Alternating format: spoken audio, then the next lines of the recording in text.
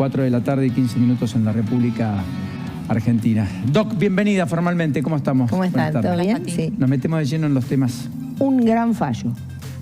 Así lo pones. Así, gran fallo. Gracias, Lourdes, porque lo viste rápidamente ayer y me lo pasaste. Es de ayer, Corte de la Nación. Un tema que nosotros venimos hablando acá muchas veces, que la Corte ratifica una doctrina, pero avanza un poquito más. Y avanza muy bien. Creo que si los tribunales inferiores entienden el mensaje, es para empezar a solucionar algunos temas de familia que no tengan que llegar a la Corte, por los años que eso lleva.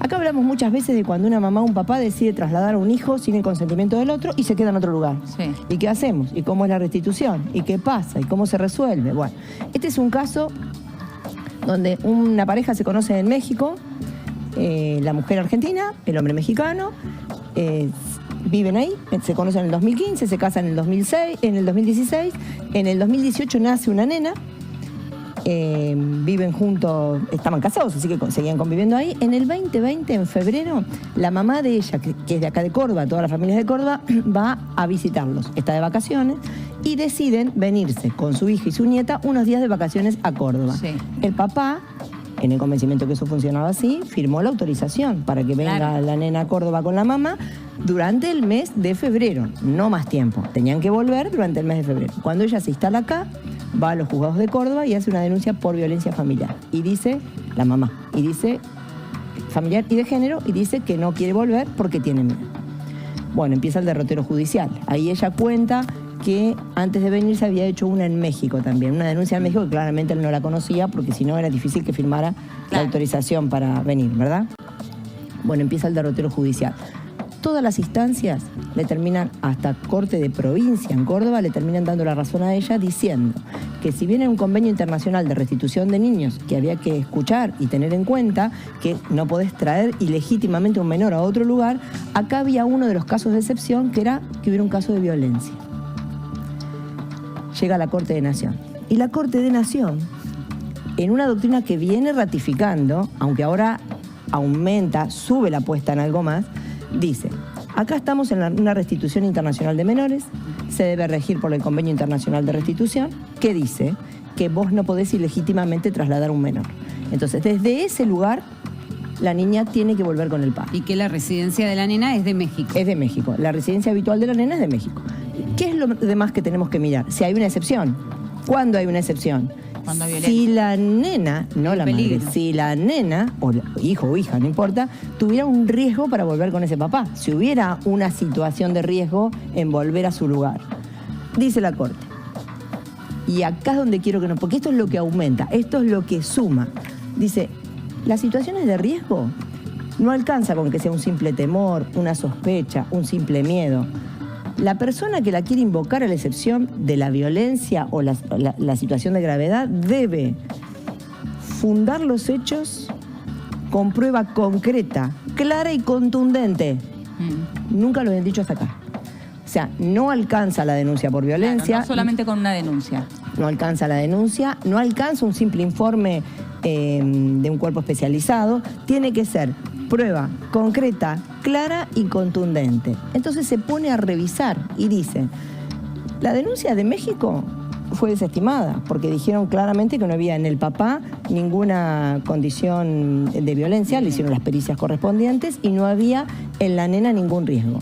Cuando llega acá y ven la de Córdoba, en una semana, con una entrevista con la mamá, dice que tenían riesgo de femicidio. Miren, o sea, lo contradictorio. Le creen a la madre. La diferencia. No, pero, aparte ella había denunciado un abuso sexual. Pero no es que le cree solamente y dice... No que dice que claro, dice, bueno, sí, puede haber violencia. No, no, con riesgo de femicidio. Un extremo... Y además había hecho una denuncia por... La mujer había hecho una denuncia por abuso sexual, había dicho que a su hija la había abusado su padre.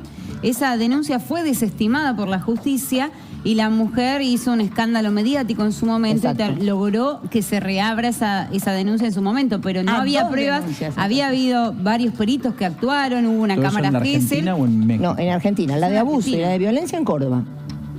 La de violencia dice que la mamá corría riesgo de femicidio Y la de abuso la desestiman porque después de las pericias dicen que el papá era un buen referente de la niña. O sea, después de hacer las cámaras Gesell y demás, dicen el papá es un buen referente para esa niña. No hay ningún riesgo ni el hecho no sucedió. Y la denuncia en México fue de violencia, no de abuso de su hija. Era la de México hizo de violencia y cuando llegó acá hizo de violencia. Claro. Cuando creo que entendió que no iba a funcionar así, ¿qué hace? Él viene a visitarlas.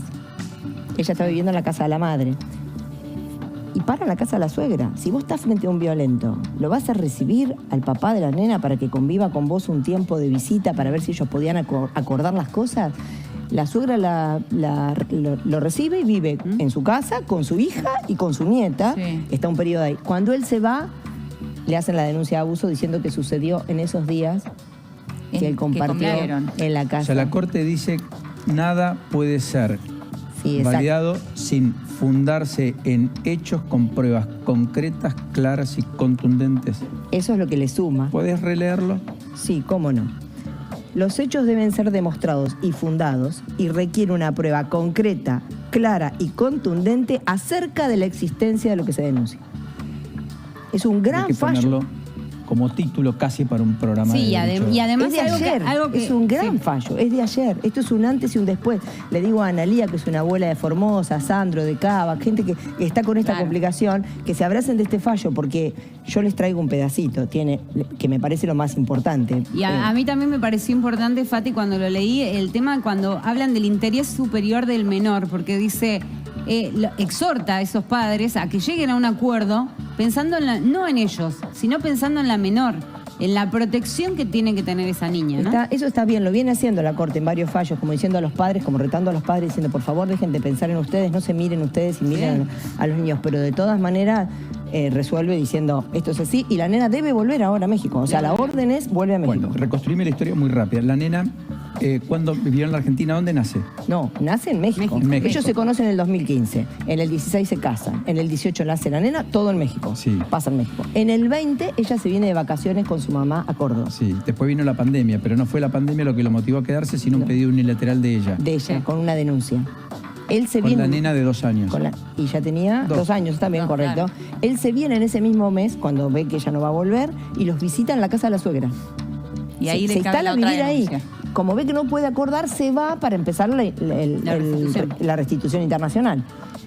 En el medio vienen todo el resto de denuncias, todo el resto terminan desestimados, todo el proceso llega a la Corte. A la Corte, está bien, igual... Fue rápido, 2 años. Eso te iba a decir. Bueno, para lo que estamos acostumbrados... Él vive en México y su hija vive acá en Córdoba. Sí, exacto. Bueno, rápido. Ahora va a tener que volver la madre con la niña a México. No es rápido, es muy rápido para lo que estamos acostumbrados. Algunos de estos papás que yo te nombré están esperando años. Ya lo sé, décadas. Pero marqué a propósito lo de exacto. rápido porque son 2 años en la vida. Igual es una barbaridad, estamos de acuerdo, pero a lo que estamos acostumbrados a ver. Es muy claro el fallo, tiene muchas cosas ricas, así que hay que aprovecharlo en extremo. ¿Y sabes qué? Bien vale la pena habernos asentado allí. El resto de los temas nos hemos olvidado. Sí, claro que sí. Una genia, Fátima, como siempre. ¿Dónde vamos, Elio? Y nos vamos